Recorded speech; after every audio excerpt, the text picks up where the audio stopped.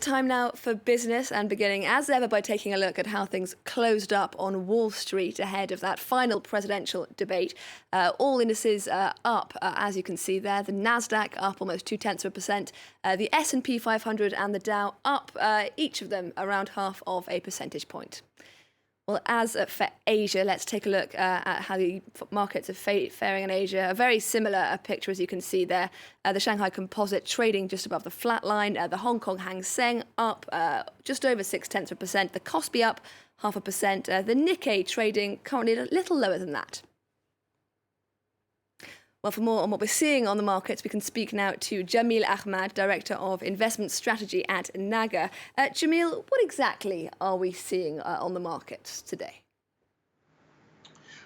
Overall, we're seeing an upbeat sentiment in markets. And actually, the killjoy has been that in 3 of the past 5 presidential elections, the day after the final debate, stocks have dropped. But if you look at the overnight session in the United States, also what's transpiring so far early in Asia on Friday, we don't quite see that trend continuing today, which can be a positive.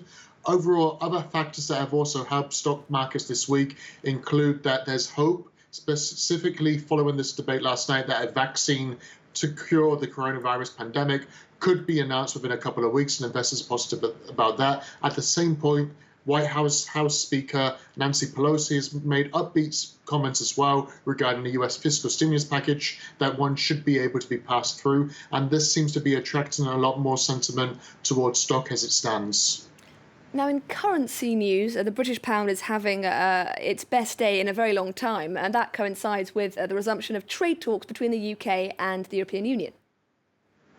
Absolutely. It's been a pantomime. There's been so much gamesmanship over the past 1 week. We went from an impromptu announcement from the UK Prime Minister Boris Johnson just 1 week ago that there was no need for talks to continue, and essentially trade talks had stopped. And then on Wednesday, we all of a sudden got this message that the EU would come back to London, that there seems to be a reconciliation behind the scenes. And this has all led to the pound having its best one-day performance against the US dollar since March. Now, the pound traded as high as 1.31, and it appears that investors are now pricing into the market that there will be a trade deal. Hopefully, it's going to be announced over the coming weeks, because they've in fact only got a couple of weeks to wrap this whole scenario up. But it seems that this is being priced into the market. Overall, it's good news, because both the UK and the EU economy will need each other's trade as we're coming towards the end of the pandemic, hopefully.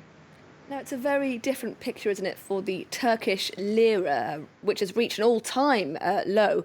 What exactly is going on there, Jamil?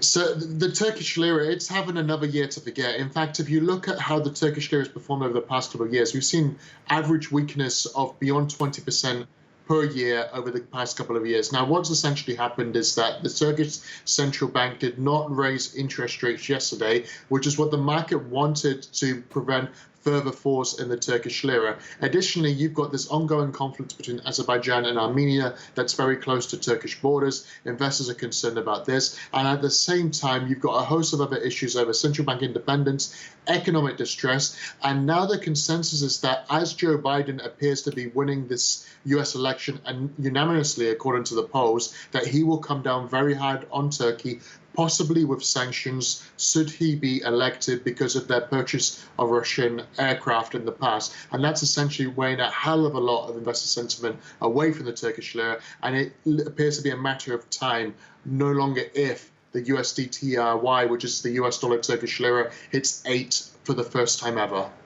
Okay, Jamil Ahmad, Director of Investment Strategy at Naga, thank you very much for your insights today.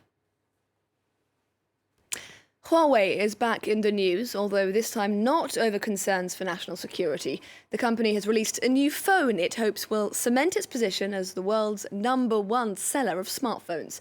James Wilson has the details. Today, we bring you the most powerful, the latest Huawei new Mate product. Chinese tech giant Huawei is releasing a new phone at a critical time for the company. But amidst all the excitement at the launch, there's an elephant in the room. US sanctions against Huawei has seen it cut off from certain key suppliers, meaning there's even speculation that this new smartphone could be its last. We are suffering from the US government's third round ban. This unfair ban. It makes us extremely difficult. The last 30 years, Huawei we continue to put investment, put the best engineer, best for technology and innovation. And it's not just manufacturers that can no longer do business with Huawei. The sanctions also mean the company can't work with any US-based tech firms, meaning if you buy the new Huawei phone, you can't use Google Play Store and download popular apps such as Google Chrome or YouTube. Huawei had an enormous reputation for developing phones that were industry leading, taking the hit with not being able to stay current with all of the apps that people enjoy through Google. They've been able to maintain that market leadership, but with the new phone not having these services, I don't think that the confidence is going to be there to continue buying.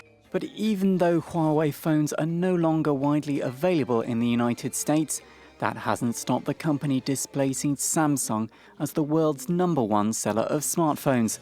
Huawei's products can still be bought in Europe, Asia and the Middle East, and it has a 20% share of the global market.